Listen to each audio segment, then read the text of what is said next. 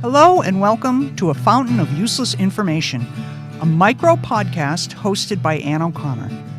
Each 15-minute episode will feature a person, much like yourself, who knows something unusual, interesting, and maybe even zany that is near and dear to their heart.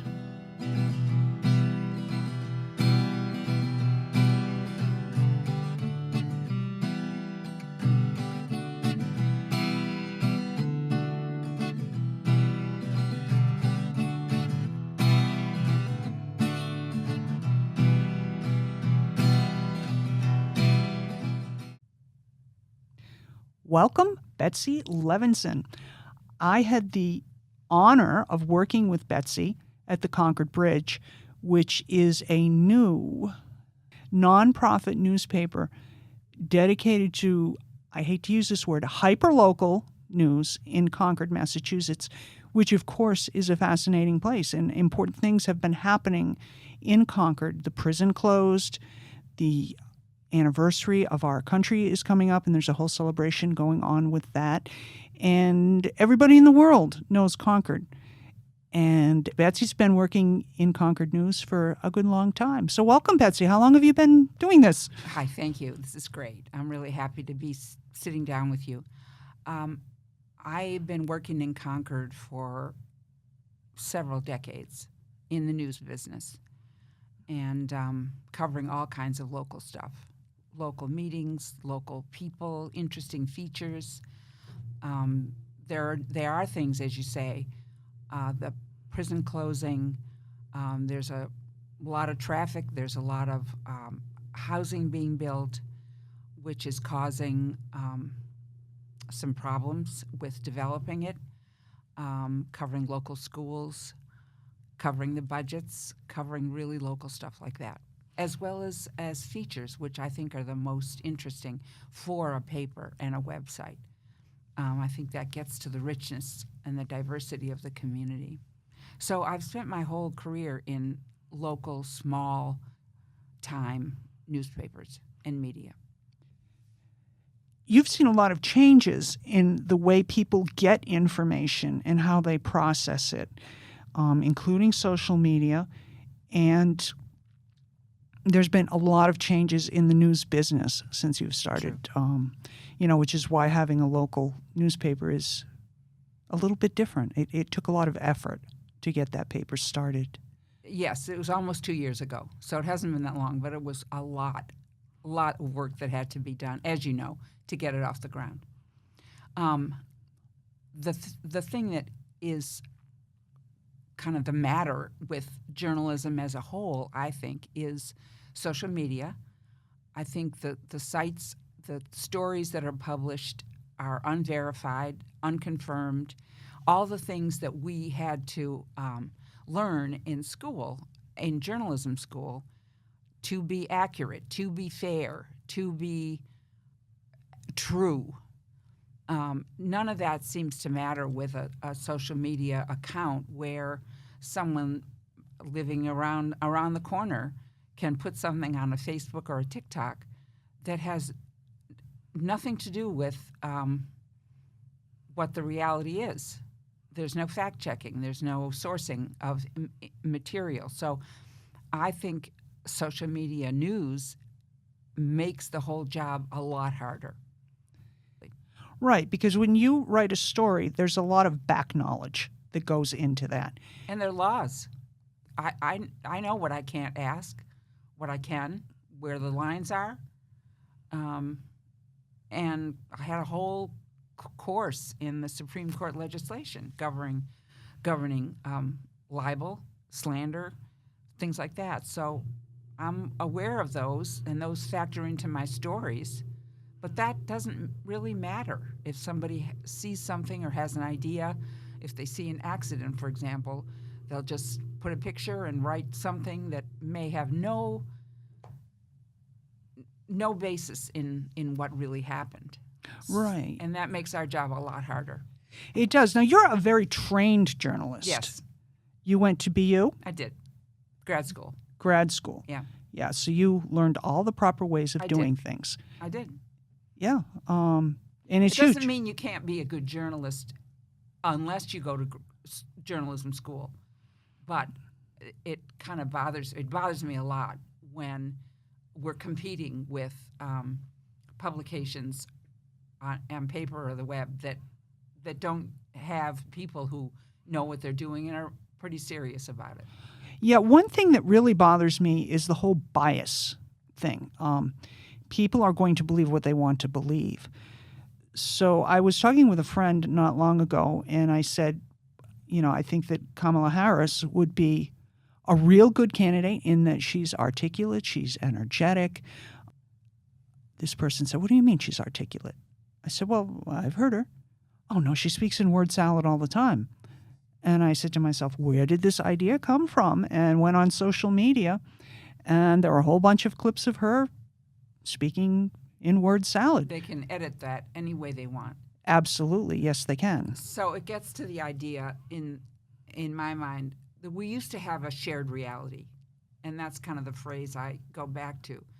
We agreed on, in a small town, or even as a country, we agreed on certain things were the way they were, and journalists reported on those, and we shared a certain reality, which is now not the case. And a citizen journalist, I think is an absurd name. Well, yes, because even... We don't have citizen doctors. No. I mean, they have to have some training. They do have to have some training. But I mean, even very good journalists are edited. Right, exactly. Somebody else looks at that to make sure that, yes, indeed, these are facts. Yeah. And yes, indeed, it's unbiased. So I think social media was fine when it first came out. I liked it. It seemed fun. But it's really grown, and the editing and the bots and there's no thought for bias. It doesn't matter. Accuracy, it doesn't matter. Yes, because how can you even know if what you're reading is true if you have no way of verifying it? Right. Hopefully, if you're reading a newspaper or, even listening to television news or radio news, those are actual facts that are being given. But journalists use social media also, and sometimes to source their stories, especially if they need to get something out quick. But I think most are very careful to say, at this point, this is what we know. And they make an effort to verify. Yes, and that might not happen immediately. No, it could be 15 minutes, but they make an effort to verify whatever it is. Right, which is very, very important. It is. Yeah. Because one thing I see with this, once again, I hearken back to bias, but I was covering a school committee that was a little dysfunctional, and they hired a mediator person to come and work with them to learn how to be a better school committee. And I spoke to this person and asked him about it. And one thing he said stuck with me is that no matter what people are saying or doing in the meeting, chances are that they're all headed toward the same goal. That's a really good point. That's a really good point. And I don't know that we are anymore. No, I don't think we are. There's so many sources of news, accurate or inaccurate. People don't believe any of the same themes that they used to. So you take an issue like taxes, and you try and write a story about taxes going up 7%. Well, that's because, and you source it, and you be as accurate as you can and unbiased. But somebody else has a story that's on the same topic, completely different. They haven't sourced anything. They publish it as if it's the same thing. So it's kind of depressing. Yeah, it is. And it's harder. Absolutely. To compete with that. Yeah. You want people to read your stuff, but it's important to understand the organization that the journalist works for. And right. If it's just a person walking down the street who may have a gripe against something, that's not very believable, in my view. Correct. They can certainly post it on social media. That doesn't make it news. Right. So in a newspaper, which is mostly what you've worked in, all print? No. I was editor of Concord Patch for a while, which is only online. Okay. And in Littleton, we had to do the website as well as the paper. So I have no problem with website news sources. No, I can't tell you how often I'm on my phone reading those 4 newspapers that I subscribe to every day. I mean, Exactly. it's kind of an addiction at this point. It is. Yeah, Yeah, it me is. too. It definitely is. But you know when you go on your phone that you've picked a source that you trust. Yes, and at one point I was trying to read. Everybody has a bias. Right. Every reporter has a bias. Every journalist, every editor, no matter how hard you try not to. I agree. So I would try and read things from both more the left side and the right side and the center side, Mm-hmm. if center can be considered a side. Mm-hmm. It can be interesting to see how things are regarded differently, Mm-hmm. the same act as someone.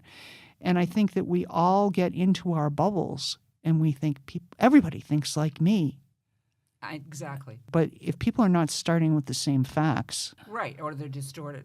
There's very little trust anymore in, like we used to watch, my parents used to watch the 3 news stations, ABC, NBC, CBS.